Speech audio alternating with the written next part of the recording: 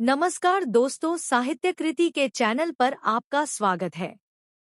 यहाँ आपको मिलेगा हास्य की कहानी, भूले बिसरे लोक नायकों की कहानी, बिहारी लोक संस्कृति की कहानी, लोक गीतों की कहानी।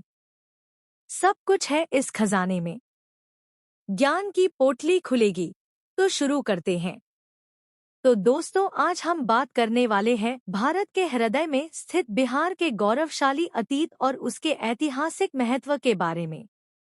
यह वह भूमि है जहां से ज्ञान, शक्ति और शांति का संदेश विश्व भर में फैला। ये वो धरती है जिसने इतिहास के पन्नों पर ज्ञान, संस्कृति और शक्ति की अमिट छाप छोड़ी है। तो आइए इस अद्भुत यात्रा पर चलते हैं। अध्याय 1, वैदिक युग से मगध साम्राज्य तक। बिहार की कहानी की शुरुआत वैदिक युग से होती है, जब यह क्षेत्र मगध के नाम से जाना जाता था। 6ठी शताब्दी ईसा पूर्व में मगध साम्राज्य ने अपनी शक्ति का प्रदर्शन किया। राजा बिंबिसार और उनके पुत्र अजातशत्रु के शासनकाल में मगध ने अपने पड़ोसी राज्यों को जीतकर अपनी सीमाएं विस्तारित की। अध्याय 2, बौद्ध और जैन धर्म का प्रसार। बिहार ने बौद्ध धर्म और जैन धर्म के उदय का साक्षी बना। गौतम बुद्ध ने बोधगया में ज्ञान प्राप्त किया और महावीर जैन ने भी बिहार की इसी भूमि पर जैन धर्म की नींव रखी। इन दोनों धर्मों ने न केवल भारत बल्कि पूरे एशिया में अपने विचारों का प्रसार किया। अध्याय 3, मौर्य साम्राज्य। मगध साम्राज्य के बाद मौर्य साम्राज्य का उदय हुआ और इस साम्राज्य ने अपने पड़ोसी राज्यों को जीतकर अपनी सीमाएं विस्तारित की एवं पूरे विश्व में अपनी शक्ति का प्रदर्शन किया। चाणक्य शिष्य चंद्रगुप्त मौर्य ने मौर्य साम्राज्य की स्थापना की और उनके पोते अशोक के शासनकाल में बिहार अपने चरम पर पहुंचा। सम्राट अशोक एक ऐसे शासक जिन्होंने युद्ध के मैदान से लेकर शांति के प्रचार तक विश्व इतिहास में अपनी धर्मनीति के लिए अमरता प्राप्त की। अध्याय 4, गुप्त साम्राज्य। गुप्त साम्राज्य, जिसे भारतीय इतिहास का स्वर्ण युग कहा जाता है, 3री शताब्दी ईस्वी में उत्तर भारत में अपने चरम पर था। इस साम्राज्य की स्थापना श्रीगुप्त ने की थी और इसका विस्तार उनके उत्तराधिकारियों ने किया। गुप्त साम्राज्य के दौरान भारत ने न केवल राजनीतिक स्थिरता प्राप्त की, बल्कि विज्ञान, कला और साहित्य में भी अपनी एक विशिष्ट पहचान बनाई। इस काल को भारतीय इतिहास का स्वर्ण युग कहा जाता है, जिसमें अजंता की गुफाओं की चित्रकला और नालंदा जैसे विश्वविद्यालयों का निर्माण हुआ। इस साम्राज्य के दौरान बिहार ने विज्ञान, कला और साहित्य में अभूतपूर्व प्रगति की। अध्याय 5, मध्यकालीन बिहार। मध्यकालीन काल में बिहार पर विभिन्न तुर्की और अफगान शासकों का आधिपत्य रहा।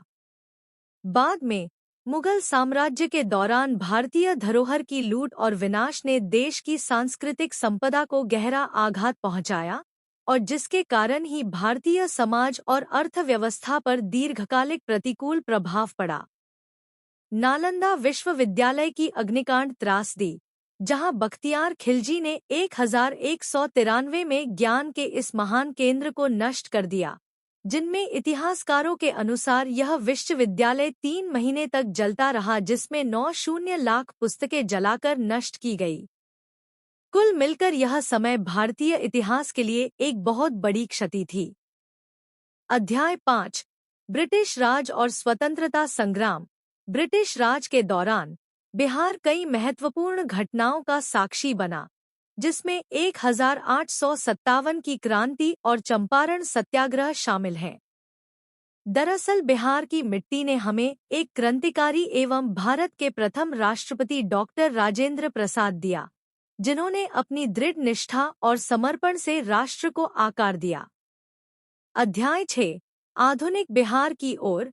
आज बिहार अपने ऐतिहासिक स्थलों जैसे कि नालंदा और विक्रमशिला के खंडहर और अपनी लोक कलाओं के लिए प्रसिद्ध है।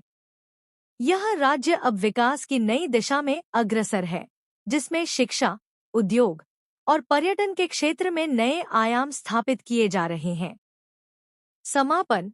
बिहार का इतिहास एक लंबी और रंगीन यात्रा है, जिसमें उत्थान और पतन, ज्ञान और धर्म, विजय और शांति के कई पड़ाव आए हैं।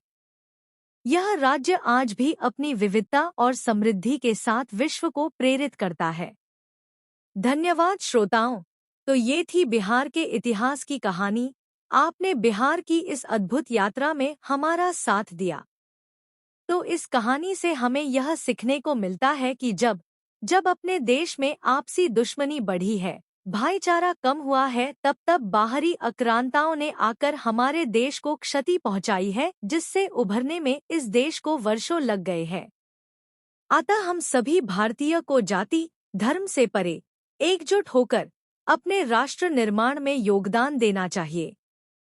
तो दोस्तों, अब हम मिलेंगे अगली कहानी में किसी नए विषय पर। हमारे साथ बने रहने के लिए धन्यवाद। ऐसे वीडियो के लिए हमारे चैनल और वेबसाइट को सब्सक्राइब करें।